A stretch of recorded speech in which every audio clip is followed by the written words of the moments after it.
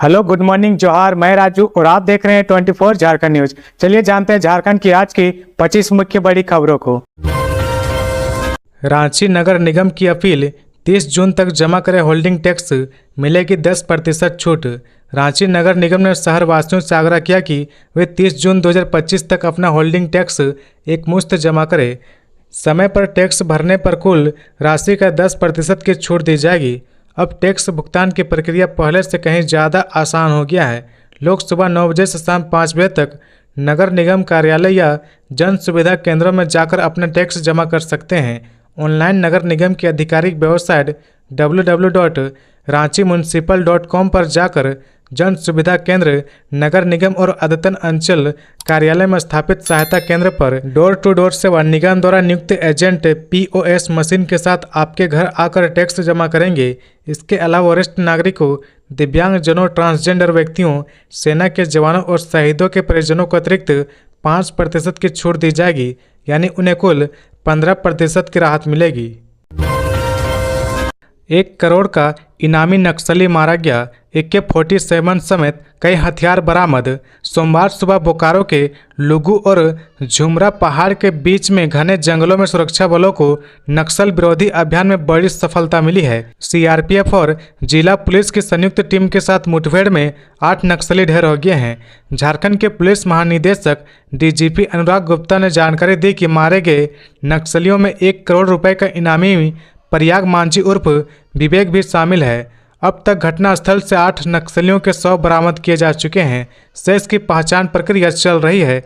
घटनास्थल से सुरक्षा बलों ने भारी मात्रा में हथियार भी बरामद किए हैं, जिनमें एक AK-47 राइफल, एक SRL 4 इंसास राइफल और अन्य हथियार शामिल है। DGP के मुताबिक मुठभेड़ के समय नक्सलियों का एक दल इलाके में सक्रिय था, जिसमें करीब 16-17 नक्सली शामिल थे। जवानों द्वारा चलाए गए सर्च ऑपरेशन के दौरान नक्सलियों ने पहले फायरिंग शुरू की, जिसके जवाब में सुरक्षा बलों ने मुंहतोड़ कार्रवाई की। मारे गए नक्सलियों में प्रयाग मांझी के अलावा अरविंद उर्फ अविनाश और 10 लाख का इनामी साहेब राम मांझी की पहचान हो चुकी है। बाकी सबों की शिनाख्त के प्रयास की जा रही है। फिलहाल सुरक्षा बलों का सर्च ऑपरेशन इलाके में जारी है। रांची DC की हाई लेवल मीटिंग, कहा शेष बचे मैया समान योजना के लाभुक की आधार लिंकिंग शीघ्र कराएं अधिकारी। उपायुक्त मंजूनाथ भजंत्री ने हाई लेवल मीटिंग में सभी अंचल अधिकारी को स्पष्ट निर्देश दिया कि दाखिल खारिज के मामलों का निष्पादन समयबद्ध और न्याय संगत तरीके से हो। उन्होंने कहा कि जिन अंचलों में दाखिल खारिज के मामले को बिना ठोस कारण अस्वीकृत किया गया है, उनकी जांच होगी और दोषी अधिकारियों पर विभागीय कार्रवाई की जाएगी। लंबित मामलों की सूची तैयार करने और बिना वैध कारण के अस्वीकृति से बचने का निर्देश भी दिया गया है। इसके साथ ही राजस्व कैंपों में लंबित मामलों को निपटाने पर जोर दिया गया है। खास तौर पर नामकुम, कांके, रातू और शहरी अंचलों में समारालय परिसर के आसपास अतिक्रमण मुक्त अभियान चलाने और भविष्य में दोबारा अतिक्रमण न हो, इसके लिए भी संबंधित अधिकारी को विशेष सतर्कता बरतने को कहा गया है। झारखंड मैया समान योजना की प्रगति की समीक्षा करते हुए उपायुक्त ने पूछा कि लाभुक के खाते में मार्च महीने की राशि पहुंची या नहीं। संबंधित अधिकारी ने बताया कि अधिकांश खातों में राशि जा चुकी है। शेष के आधार लिंकिंग में सुधार हो रहा है। DC ने पंचायतवार और बैंकवार सूची तैयार कर त्रुटियों को शीघ्र दूर करने का निर्देश दिया। इसके अलावा DJ से संबंधित मामलों को लेकर सभी धर्मों के प्रतिनिधियों के साथ बैठक आयोजित करने को कहा गया, ताकि उच्च न्यायालय के आदेशों का पालन सुनिश्चित किया जा सके। खबरों में आगे बढ़ने से पहले अगर अभी तक आपने इस चैनल को सब्सक्राइब नहीं किया तो प्लीज़ सब्सक्राइब कर ले, जिससे झारखंड की हर छोटी सी बड़ी खबर की अपडेट आप तक पहुँचता रहे। विधवा महिलाओं को पुनर्विवाह पर 2 लाख देगी झारखंड सरकार। जानिए क्या है विधवा पुनर्विवाह योजना। एक विधवा महिला को अपने जीवन में काफ़ी परेशानियों का सामना करना पड़ता है और यह परेशानियां तब और भी अधिक बढ़ जाती है जब कोई महिला बहुत ही कम उम्र या शादी के कुछ वर्षों बाद ही विधवा हो जाती है। एक तरफ जीवन साथी को खोने का गम तो दूसरी ओर समाज के ताने जीवन की आस की छीन लेते हैं। कई बार तो परिस्थितियां इतनी दयनीय हो जाती है कि उस विधवा को उसके ससुराल वाले साथ रहने से इनकार कर देते हैं और मायके वाले भी उसे अपनाने से साफ मना कर देते हैं। ऐसी परिस्थितियों में महिलाएं आर्थिक रूप से भी कमजोर और अकेली पड़ जाती है। लेकिन सरकार ने इन महिलाओं की परेशानियों को जड़ से खत्म करने और इनके बेरंग जीवन में एक बार फिर से रंग भरने की एक अनोखी पहल की है। झारखंड सरकार ने इन महिलाओं के लिए एक विशेष योजना विधवा पुनर्विवाह योजना की शुरुआत की है। इस योजना के तहत विधवा महिलाओं को पुनर्विवाह करने पर सरकार 2 लाख तक का प्रोत्साहन राशि देती है। पिछले वर्ष तत्कालीन मुख्यमंत्री चंपई सोरेन ने इस योजना की शुरुआत की थी। रिम्स के निवर्तमान निदेशक डॉक्टर राजकुमार ने ली न्यायालय की शरण, कहा सम्मान के लिए गया कोर्ट। रिम्स के निवर्तमान निदेशक डॉक्टर राजकुमार ने झारखंड उच्च न्यायालय में याचिका दायर की है। उन्होंने न्यायालय से इंसाफ की गुहार लगाई और कहा कि जो आरोप लगाकर उन्हें पद से हटाया गया है वह बिल्कुल गलत है। उन्होंने कहा कि अगर उनसे रिम्स गवर्निंग काउंसिल की बैठक में या उसके बाद भी इस्तीफा देने को कहा गया होता तो वह बिना 1 मिनट भी गवाए रिम्स निदेशक के पद से इस्तीफा दे देते। लेकिन जिन आरोपों के साथ उन्हें अपमानित करके पद से हटाया गया है, ऐसे में उनके पास न्यायालय का दरवाजा खटखटाने के अलावा और कोई रास्ता नहीं है। डॉक्टर राजकुमार ने कहा कि अगर उन लोगों ने पहले बोल दिया होता तो वह स्वयं इस्तीफा दे देते।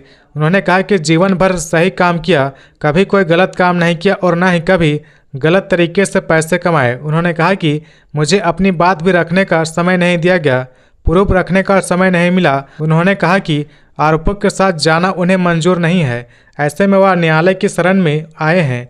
उन्होंने कहा कि उन्होंने अपनी याचिका के साथ कई प्रमाण भी संकलन किए हैं। रांची में सिलेंडर लेकर महिला कांग्रेस का प्रदर्शन, केंद्र सरकार के खिलाफ लगाए गए नारे। प्रदेश महिला कांग्रेस कमेटी ने सोमवार को रांची में प्रदर्शन किया। घरेलू गैस सिलेंडर के दाम में 50 रुपये की बढ़ोतरी, बेतहाशा बेरोजगारी, गिरती अर्थव्यवस्था और मोदी सरकार की गलत नीतियों के खिलाफ झारखंड महिला कांग्रेस ने राजधानी के अल्बर्ट टिक्का चौक पर प्रदर्शन किया। झारखंड प्रदेश महिला अध्यक्ष गुंजन सिंह के नेतृत्व में बड़ी संख्या में महिलाओं ने शहीद चौक से परमवीर अल्बर्ट टिक्का चौक तक आक्रोश मार्च किया और केंद्र सरकार के खिलाफ नारेबाजी की। प्रदेश कांग्रेस अध्यक्ष गुंजन सिंह ने सिर पर सिलेंडर उठाए, कहा कि आज देश की जनता महंगाई से त्रस्त है। रसोई गैस सिलेंडर मूल्य वृद्धि, बेतहाशा बेरोजगारी, गिरती अर्थव्यवस्था के लिए केंद्र की मोदी सरकार जिम्मेदार है। गुंजन सिंह ने कहा कि केंद्र सरकार और भाजपा की नीतियां गरीब विरोधी होती है। उन्होंने कहा कि पहले गैस सिलेंडर के दाम में मामूली वृद्धि होने पर बीजेपी सड़क पर उतर जाती थी, वह आज कहीं नहीं दिखते हैं। कांग्रेस नेता ने कहा कि महंगाई और खासकर घरेलू गैस सिलेंडर की कीमत के बढ़ने से मध्यम वर्ग का बजट गड़बड़ा गया है। प्रदेश महिला अध्यक्ष गुंजन सिंह ने कहा कि केंद्र की भाजपा सरकार ने महंगाई से मुंह मोड़ लिया है। इनका एकमात्र उद्देश्य है कि कैसे निजी कंपनी की जेब भारी की जाए। उन्होंने केंद्र सरकार से मांग की कि देश की महिलाएं और गरीब परिवारों के लिए विशेष राहत पैकेज की घोषणा की जाए। गिरिडीह के खुशी मार्केट में आग लगने से मां बेटी की मौत, काफ़ी मशक्कत के बाद दमकल कर्मियों ने पाया आग पर काबू। गिरिडीह शहर के उपनगरी के रूप में विख्यात पचम्बा के मारवाड़ी मोहल्ला में अवस्थित खुशी मार्केट में आग लगी की घटना में 2 लोगों की मौत हो गई। इस घटना में घर के 4 सदस्यों को स्थानीय युवकों और प्रशासन के सहयोग से बचा लिया गया, लेकिन मां और बेटी अंदर में फंस गई, जिसमें मां संगीता डालमिया और बेटी खुशी डालमिया की जान चली गई। घटना के बाद क्षेत्र में मातम का माहौल है। प्रत्यक्षदर्शियों के अनुसार घटना रविवार की मध्य रात्रि के बाद हुई है।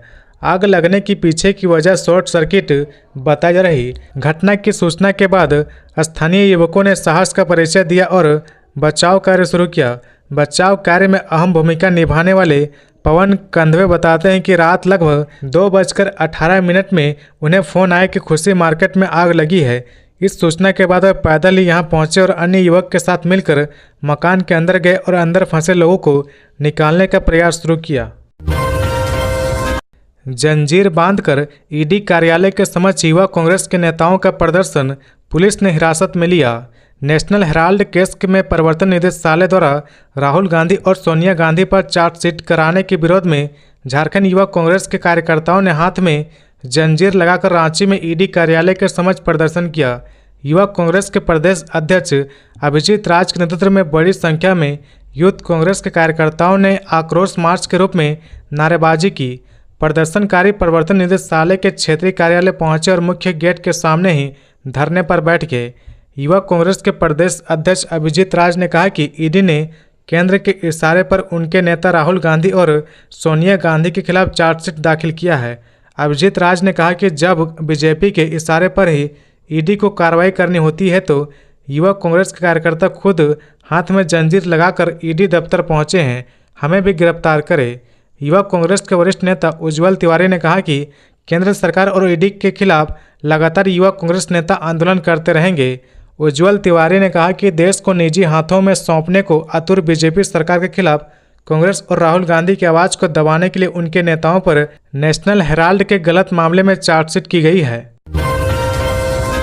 मुख्यमंत्री हेमंत सोरेन ने किया गांवा संग्रहालय का दौरा, खनन स्थलों को शिक्षा केंद्र में बदलने की पहल को सराहा। झारखंड के मुख्यमंत्री हेमंत सोरेन के नेतृत्व में एक प्रतिनिधिमंडल ने बार्सिलोना के गांवा संग्रहालय का दौरा किया। यह संग्रहालय कैटेलोनिया सरकार के सांस्कृतिक विभाग द्वारा संचालित है। दौरे के दौरान टीम ने प्राचीन खनन तकनीकों और नवपाषाण युग से जुड़े अवशेषों को करीब से देखा और समझा है। टीम को इस अनुभव से यह जानने का मौका मिला कि कैसे पुराने खदानों को शिक्षा और विज्ञान के लिए दोबारा उपयोग में लाया जा सकता है। मुख्यमंत्री की इस पहल की सराहना की और कहा कि झारखंड भी इस दिशा में कदम बढ़ा सकता है। यह जगह पहले एक पुराना खनन स्थल और खास भूवैज्ञानिक संरचना थी, अब इसे एक अनुभवनात्मक वैज्ञानिक और शैक्षणिक अध्ययन केंद्र के रूप में विकसित किया गया है, जहां लोग न सिर्फ इतिहास और विज्ञान को समझ सकते हैं बल्कि उसे महसूस भी कर सकते हैं। मुख्यमंत्री हेमंत सोरेन ने इस पहल की सराहना की और कहा कि यह स्थल लोगों में विज्ञान और विरासत के प्रति रुचि बढ़ाएगा। हजारीबाग झील में पलटी नाव, युवक डूबा। हजारीबाग के लौसिंगना स्थित झील में सोमवार को एक दुखद घटना घटी है। जब एक नाव पलटने से उस पर सवार युवक झील में डूब गया। प्रत्यक्षदर्शियों ने तुरंत पुलिस को इसकी सूचना दी। मौके पर पहुंची पुलिस ने स्थानीय गोताखोरों की मदद से युवक की तलाश शुरू कर दी है। वहीं एनडीआरएफ को भी सूचित किया गया है। डूबे युवक की पहचान आलेख गौरव के रूप में हुई है, जो हजारीबाग के कोर्रा बाबू गांव का निवासी था और स्टेशनरी की दुकान चलाता था। घटना से कुछ समय पहले का एक वीडियो भी सोशल मीडिया पर वायरल हो रहा है, जिसमें वह झील के बीचों बीच नाव पर लेटा हुआ नजर आ रहा है। मौजूदा लोगों के अनुसार आलेख गौरव अकेले ही नाव लेकर झील के मध्य तक चला गया था। उन्होंने उसे आवाज़ देकर लौटने को कहा, लेकिन उसने बात नहीं मानी। तभी अचानक नाव पलट गई और वह झील में समा गया। स्थानीय गोताखोरों ने काफ़ी प्रयास किया, लेकिन अब तक युवक का कुछ पता नहीं चल सका है। घटना की जानकारी मिलते ही हजारीबाग सदर सीओ मयंक भूषण मौके पर पहुंचे और एनडीआरएफ टीम को स्थिति के अवगत कराया गया। फिलहाल तलाशी अभियान जारी है। गोड्डा सांसद निशिकांत दुबे पर केस का रास्ता साफ, सुप्रीम कोर्ट ने कहा अनुमति की जरूरत नहीं। बीजेपी सांसद निशिकांत दुबे के सुप्रीम कोर्ट और मुख्य न्यायाधीश के खिलाफ दिए गए बयान पर विवाद गहराता जा रहा। सोमवार को इस मामले में सुप्रीम कोर्ट में सुनवाई हुई, जिसमें दुबे के खिलाफ अवमानना कार्रवाई की मांग उठाई गई। सुनवाई के दौरान याचिकाकर्ता की ओर से पेश वकील ने कोर्ट को बताया कि सांसद ने शीर्ष अदालत और मुख्य न्यायाधीश के खिलाफ सार्वजनिक रूप से आपत्तिजनक टिप्पणियां की है। इस पर न्यायमूर्ति बी.आर. गवई ने सवाल किया, आप चाहते क्या हैं? जवाब में वकील ने कहा, मैं अवमानना का केस दर्ज कराना चाहता हूं। इस पर कोर्ट ने साफ कहा, तो आप केस फाइल कीजिए, इसके लिए हमारी अनुमति की जरूरत नहीं है। आपको सिर्फ अटॉर्नी जनरल की मंजूरी लेनी होगी। इससे पहले अधिवक्ता नरेंद्र मिश्रा ने मुख्य न्यायाधीश और अन्य न्यायाधीशों को एक पत्र लिखकर दुबे के बयानों को झूठा, उकसाने वाला और दुर्भावपूर्ण बताया था। पत्र में कहा गया कि ये टिप्पणियां न्यायपालिका को दबाव में लाने और संवैधानिक संस्थाओं की साख को चोट पहुंचाने की सोची समझी कोशिश है। जमशेदपुर में जल्द बनेगा ट्रिपल पी मोड में नया अस्पताल, मंत्री इरफान अंसारी ने की घोषणा। स्वास्थ्य मंत्री इरफान अंसारी ने स्वास्थ्य विभाग में संविदा पर नवनियुक्त कर्मचारियों को नियुक्ति पत्र सौंपा। इस अवसर पर स्वास्थ्य मंत्री ने कहा कि जमशेदपुर में जल्द ही ट्रिपल पी मोड पर नया अस्पताल बनेगा और स्वास्थ्य सुविधाएं बेहतर होगी। वहीं उन्होंने भाजपा पर निशाना साधते हुए कहा कि हमने अभी सांप को मारा है, सिर कुचलना अभी बाकी है। जमशेदपुर दौरे पर आए झारखंड के स्वास्थ्य मंत्री इरफान अंसारी ने सिद्धगोड़ा स्थित टाउन हॉल में आयोजित कार्यक्रम के दौरान स्वास्थ्य विभाग में संविदा पर नवनियुक्त कर्मचारियों को नियुक्ति पत्र सौंपा। इस अवसर पर शिक्षा मंत्री रामदास सोरेन, विधायक मंगल कालिंदी, विधायक समीर मोहंती, जिला परिषद अध्यक्ष बारी मुर्मू सहित जिले के उपायुक्त और कई अन्य अधिकारी मौजूद थे। राष्ट्रीय स्वास्थ्य मिशन के तहत ANM, RCH, staff nurse, pharmacist आदि विभिन्न पदों पर 201 अभ्यर्थी को स्वास्थ्य मंत्री ने नियुक्ति पत्र सौंपा। वर्तमान राज्य सरकार के प्रयास से अब इन रिक्त पदों को भरा जा रहा, जिससे रोजगार के अवसर उपलब्ध हुए हैं। उन्होंने कहा कि जमशेदपुर में जल्द ही PPP मोड पर नया अस्पताल बनेगा। झारखंड में स्वास्थ्य सेवाएं बेहतर होगी। गरीबों को बेहतर इलाज उपलब्ध कराने के लिए सरकार लगातार प्रयास कर रही है। बोकारो मुठभेड़ के बाद DGP की चेतावनी, हथियार के साथ सरेंडर कर दे नक्सली, नहीं तो मारे जाएंगे। बोकारो में सुरक्षा बलों के साथ भाकपा माओवादी की मुठभेड़ में 8 नक्सलियों की मौत पर झारखंड के पुलिस महानिदेशक ने अपनी प्रतिक्रिया दी है। DGP अनुराग कुमार गुप्ता ने 8 नक्सलियों को मार गिराने का सुरक्षा बलों को शाबाशी देते हुए नक्सलियों को चेतावनी दी है कि वे हथियार छोड़ दे, पुलिस के सामने सरेंडर कर दे। अगर वे सरेंडर नहीं करेंगे तो पुलिस उनके हर ठिकाने से वाकिफ है, उनकी हर गतिविधि पर पुलिस की नज़र है। हथियार के साथ घूमने वाले एक एक नक्सली का यही अंजाम होगा।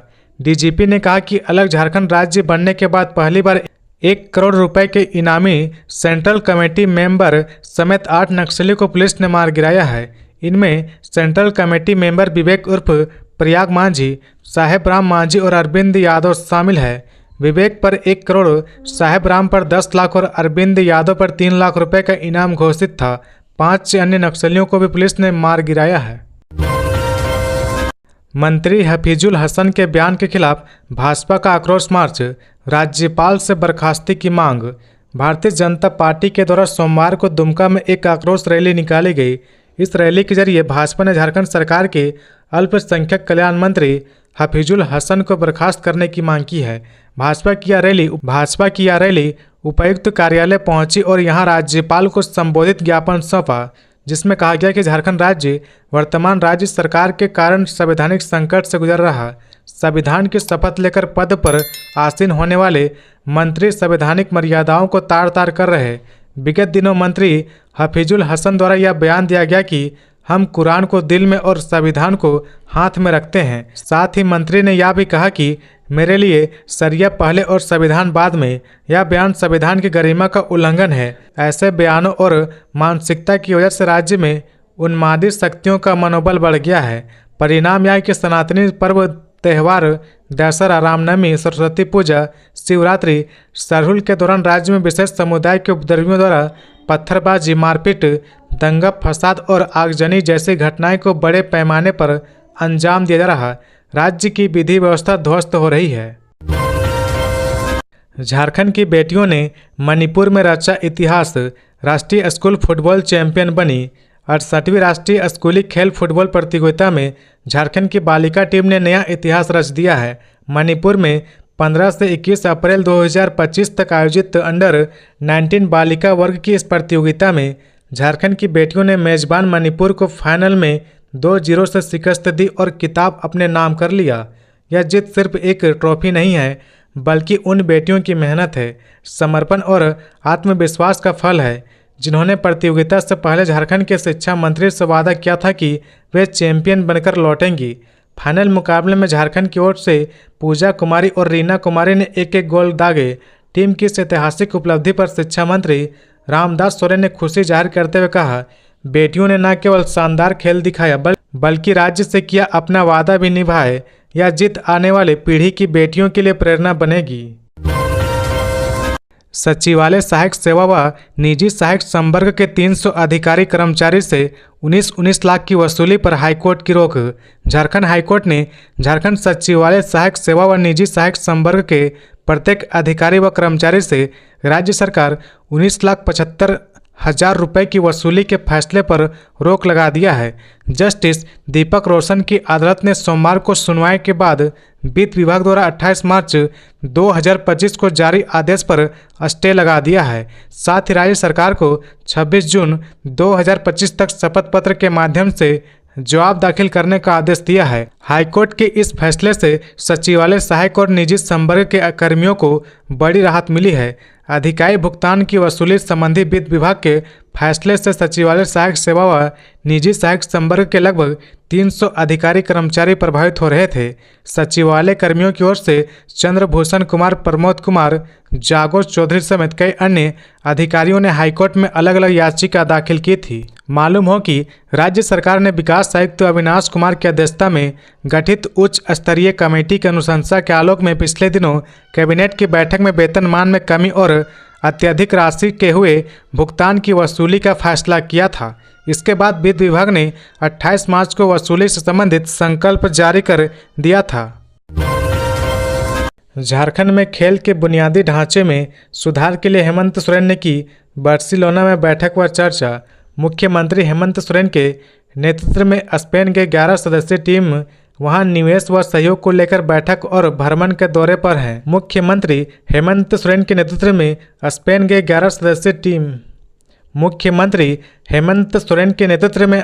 11 सदस्यीय टीम वहां निवेश व सहयोग को लेकर बैठक और भ्रमण का दौर शुरू कर दिया है।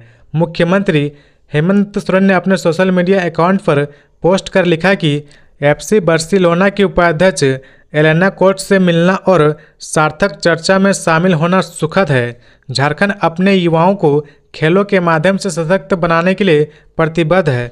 हम प्रतिभाओं को पोषित करने, प्रशिक्षण को बढ़ाने और विश्व स्तरीय बुनियादी ढांचे को विकसित करने के लिए इस साझेदारी में अपार संभावनाएं देखते हैं। FC बार्सिलोना के साथ सहयोग के नए रास्ते तलाशने के अवसर के लिए आभारी हूं। मुख्यमंत्री हेमंत सोरेन और झारखंड प्रतिनिधिमंडल ने FC बार्सिलोना की उपाध्यक्ष एलेना फोर्ट के साथ चर्चा में झारखंड की खेल प्रतिभाओं को पोषित करने, युवा प्रशिक्षण को बढ़ावा देने और खेल के बुनियादी ढांचे में सुधार करने के लिए संभावित साझेदारी का केंद्रित है। मुआवजा नहीं आया पसंद, पुलिसकर्मी ने दुकानदार से की मारपीट, SP ने किया निलंबित। गोड्डा जिले के नगर थाना क्षेत्र के अंतर्गत एक कपड़े की दुकान में 2 पुलिसकर्मियों द्वारा मारपीट किए जाने का मामला सामने आया है। घटना का CCTV फुटेज सोशल मीडिया पर वायरल होने के बाद पुलिस अधीक्षक SP अनिमेश नेथानी ने दोनों पुलिसकर्मियों को निलंबित कर दिया है।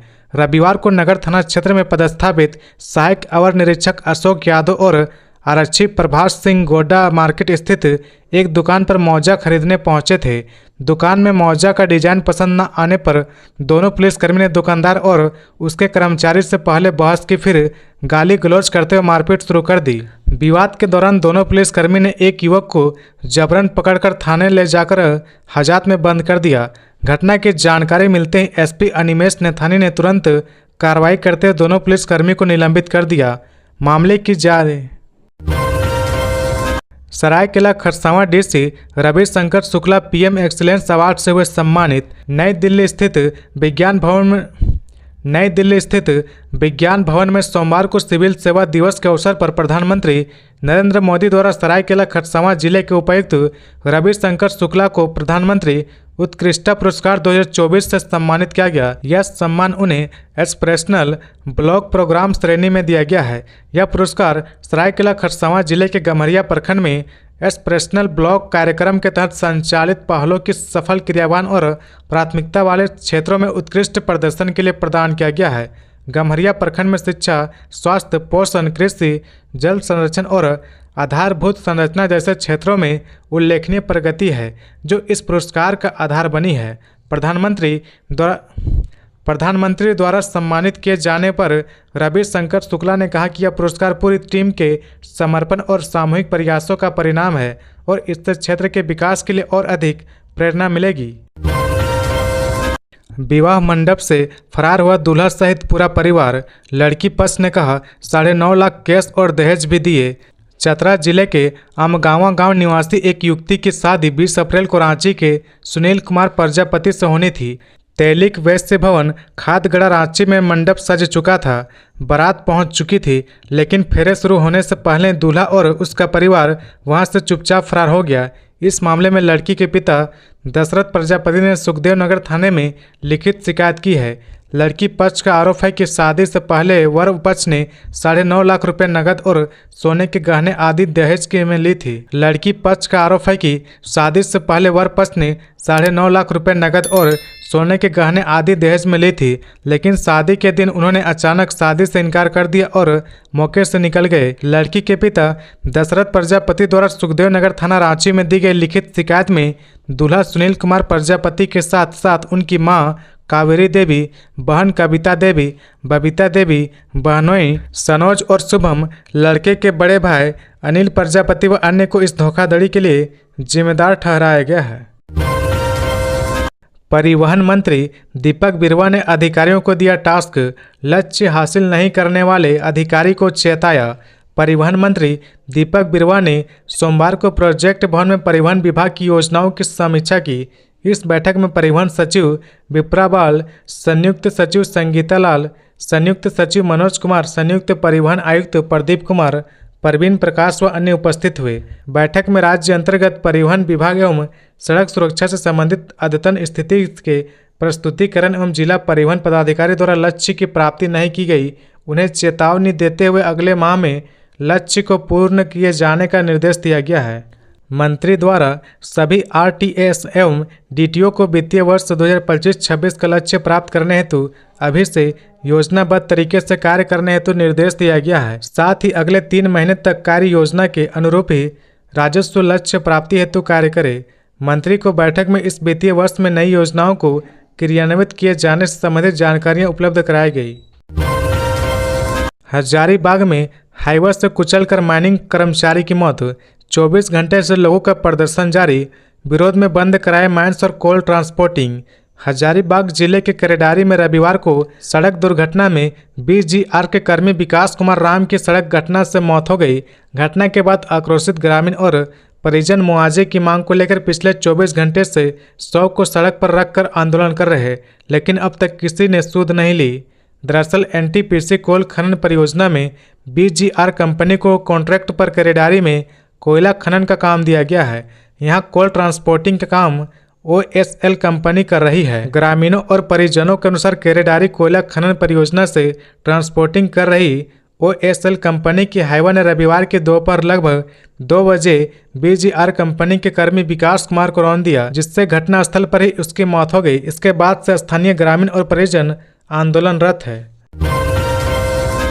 अब झारखंड में प्राइवेट स्कूल नहीं कर पाएंगे मनमानी, शुल्क निर्धारण को लेकर बनेगी कमेटी। झारखंड के प्राइवेट स्कूलों के शुल्क निर्धारण को लेकर स्कूल और जिला स्तर पर कमेटी बनाई जाएगी। इस संबंध में स्कूली शिक्षा और साक्षरता विभाग के सचिव उमा शंकर सिंह ने सभी आयुक्त व उपायुक्त को पत्र लिखा है। जिलों को भेजे गए पत्र में झारखंड शिक्षा न्यायाधिकरण संशोधन अधिनियम 2017 के आलोक में शुल्क समिति का गठन करने को कहा गया है। अधिनियम के प्रावधान के अनुसार 15 दिनों के अंदर विद्यालय स्तर पर शुल्क समिति व जिला स्तर पर जिला समिति का गठन करने को कहा गया है। इस संबंध में शिक्षा विभाग को भी जानकारी देने को कहा गया है। अधिनियम के प्रावधान के अनुरूप शुल्क निर्धारण को लेकर पहले विद्यालय स्तर पर गठित कमेटी के समक्ष इसका प्रस्ताव रखना होता है। कमेटी फीस वृद्धि के विभिन्न कारणों पर विचार करेगी। इसमें विद्यालय में गुणवत्ता युक्त शिक्षा के लिए विद्यार्थियों को उपलब्ध कराई जा रही सुविधा, प्रशासन और रख रखाव पर होने वाले खर्च, शिक्षक और कर्मचारियों को मिलने वाला वेतन, वार्षिक वेतन वृद्धि, विद्यालय की कुल आय में से विद्यार्थियों पर होने वाला खर्च, शिक्षा के विकास और विद्यालय के विस्तार के लिए आवश्यक राजस्व समेत अन्य आवश्यक कारक को ध्यान में रखने का प्रावधान अधिनियम में है। समिति प्रस्तावित शुल्क की संरचना प्राप्त होने के 30 दिन के अंदर फीस की मंजूरी देगी। झारखंड सरकार ने राज्य के 100 विद्यालय का रोका अनुदान, स्कूलों के सामने खड़ा हुआ आर्थिक संकट। झारखंड सरकार ने लगभग 100 उच्च विद्यालय का अनुदान रोक दिया है। यह वे स्कूल है जिन्हें झारखंड सरकार से स्थापना की स्वीकृति मिली थी और जो पिछले 15 वर्षों से अनुदान प्राप्त कर रहे थे। अचानक अनुदान रोकने से इन स्कूलों के शिक्षकों और कर्मचारियों के सामने गंभीर वित्तीय संकट उत्पन्न हो गया है। वित्तीय वर्ष 2024-25 के लिए भी इन विद्यालयों से अनुदान के लिए आवेदन मांगे गए थे और इसके बाद जिला शिक्षा पदाधिकारी DEO ने स्थलीय जांच के बाद अपनी अनुशंसा शिक्षा विभाग को भेजी थी। इसके बावजूद इन स्कूलों का अनुदान जारी नहीं किया गया। झारखंड राज्य वित्त रहित शैक्षणिक संस्थान अनुदान अधिनियम 2004 और इसके संशोधित नियमावली 2015 के अनुसार राज्य सरकार द्वारा स्वीकृत संस्थानों को अनुदान देने का प्रावधान है। ऐसे में बिना किसी स्पष्ट कारण के अनुदान रोकने पर सरकार की नीयत पर सवाल उठ रहे हैं। कई स्कूलों का अनुदान राशि निकाय के गठन न होने के कारण रोका गया है, जबकि यह जिम्मेदारी झारखंड एकेडमिक काउंसिल जैक की है, जो हर 3 साल में शासी निकाय का गठन करती है। इस स्थिति में सवाल उठता है कि जब जैक ने शासी निकाय का गठन नहीं किया तो इसके परिणाम स्वरूप स्कूलों को क्यों दंडित किया जा रहा। कोतवाली डीएसपी प्रकाश सोय को गृह मंत्रालय की ओर से मिला पुलिस आंतरिक सुरक्षा सेवा पदक। कोतवाली डीएसपी प्रकाश सोय को पुलिस आंतरिक सुरक्षा सेवा पदक प्रदान किया गया है। केंद्रीय गृह मंत्रालय भारत सरकार के द्वारा प्रदान किया जाने वाला यह पदक काफ़ी अहम माना जाता है। प्रकाश सोय को यह सम्मान उनके नक्सल विरोध अभियान में उत्कृष्ट योगदान के लिए दिया गया है। प्रकाश सोय झारखंड में चल रहे नक्सल ऑपरेशन में अहम भूमिका निभा चुके हैं। अब झारखंड में नक्सल मुक्त होने की राह पर तेजी से आगे बढ़ रहा है। तो ये थी आज की झारखंड की टॉप बड़ी खबरें। इसी तरह झारखंड की हर छोटी सी बड़ी खबर देखने के लिए आप हमारे चैनल 24 झारखंड न्यूज को सब्सक्राइब करके बेल आइकन प्रेस कर ले, जिससे झारखंड की हर छोटी सी बड़ी खबर की अपडेट आप तक पहुंचता रहे। तो आज के लिए बस इतना ही। हमें दीजिए इजाज़त, फिर मिलते हैं नेक्स्ट न्यूज में।